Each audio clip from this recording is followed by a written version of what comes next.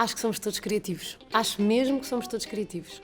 Só que alguns de nós estão muito mais presos do que outros. E, sobretudo, uns mais condicionados do que outros. Uns pela forma como crescemos, ou pela forma como fomos educados, ou pela forma como nos entendemos a nós próprios, que criamos barreiras a essa criatividade.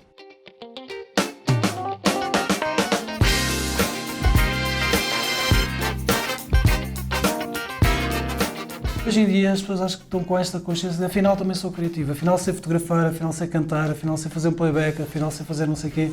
E ao contrário de muitas pessoas que acham que isso é lixo, não é? Eu acho que não, acho que isso é uma força que as pessoas sempre tiveram cá dentro e agora têm uma maneira de partilhar com os outros. Eu durante alguns anos acompanhei ateliês de pintura de cidadãos com déficits cognitivos e que produziam de facto obras que, numa investigação que fiz, foram tão consideradas quanto obras que estão expostas em grandes museus da Europa. E isto por uma população especializada de professores de artes, de professores de economia e também psicólogos. Por isso, é possível qualquer pessoa ser reconhecida como criativa pela comunidade. É possível, todos nascem de facto com um potencial criativo. O grande problema está em toda a cultura educativa que inibe a criatividade. E aqui há muitos estudos que mostram o quão inibidora é toda a cultura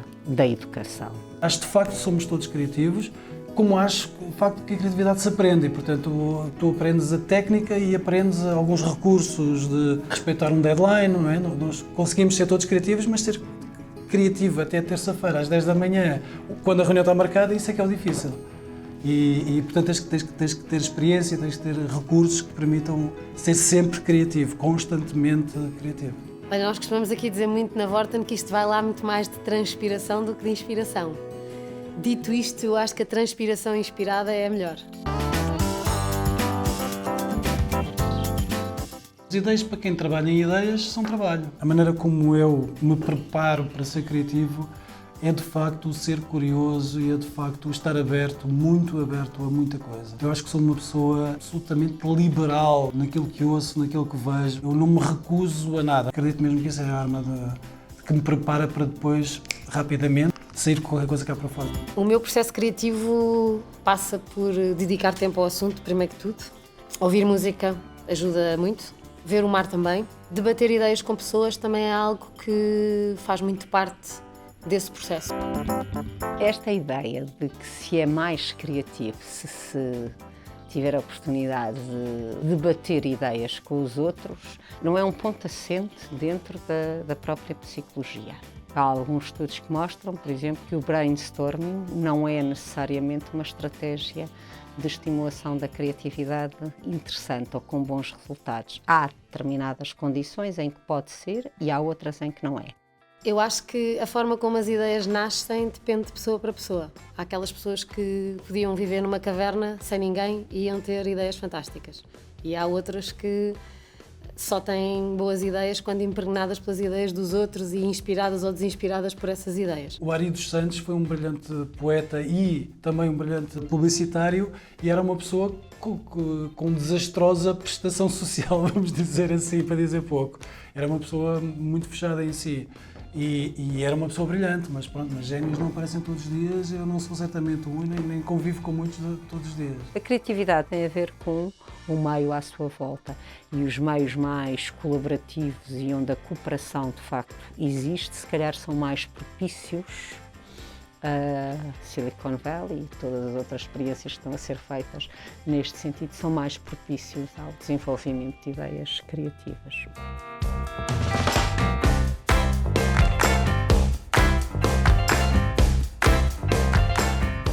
Para ser criativo é preciso ser uma esponja. Para ser criativo é preciso... E nós somos sugadores com aquela esperança de que um dia isto vai-me ser útil. E então os criativos são curiosos e essas são as armas do criativo. Eu acho que o conhecimento ajuda imenso. Ajuda a duas coisas. Para já, a seres melhor a perceber o outro e ajuda noutra perspectiva que é se tiveres mais mundo, já viste muitas abordagens parecidas ou diferentes que te podem dizer esta vai ser boa para isto ou não vai ser boa para isto. Na antiguidade grega havia as musas inspiradoras que inspiravam filósofos, poetas e professores, e elas atuavam sempre para inspirar e eram filhas de quem? A deusa que as criou era nada mais nada menos que a Mnemosina, a deusa da memória, ou seja, sem conhecimento nós não temos, de facto, a criatividade.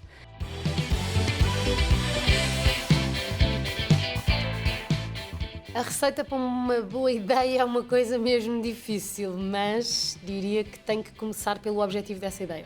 Uma boa ideia toca sempre o coração de alguém. Então, de quem são esses corações? E depois, como é que nós podemos tocá-los no sentido que queremos?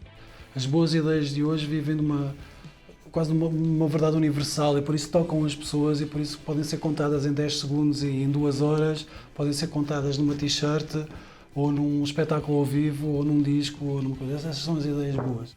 Eu sou casado com uma stand-up comedian, minha esposa faz stand-up.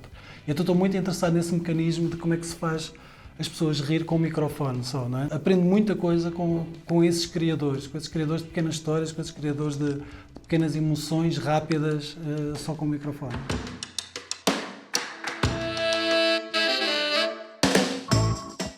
Nestes temas da criatividade, uma das coisas que eu acho particularmente interessante é quando os pensadores pegam num determinado assunto por um ângulo totalmente distinto. E há N exemplos disso em várias áreas, por exemplo na pintura. Quando se introduziu o impressionismo, pegou-se num ângulo totalmente diferente do que era pintar um quadro. Em vez de se pretender transmitir a realidade tal como ela era, de repente já não era tão importante representar a realidade ao detalhe, mas o que era importante era criar a tal ligação emocional. Eram as tais impressões. Criar tal ligação entre corações, não é? Muito mais do que tentar fazer uma representação fiel da realidade. Outro dia tive com uma criança de 5 anos que tinha desenhado no dia do pai o pai com 7 ou 8 dedos e eu perguntei-lhe, então, mas como é que é? Porque sabe contar? Ele disse, não, isso é porque o meu pai faz imensas coisas e por isso tive que pôr muito mais dedos do que aqueles que eles têm, não é? E isto é criatividade.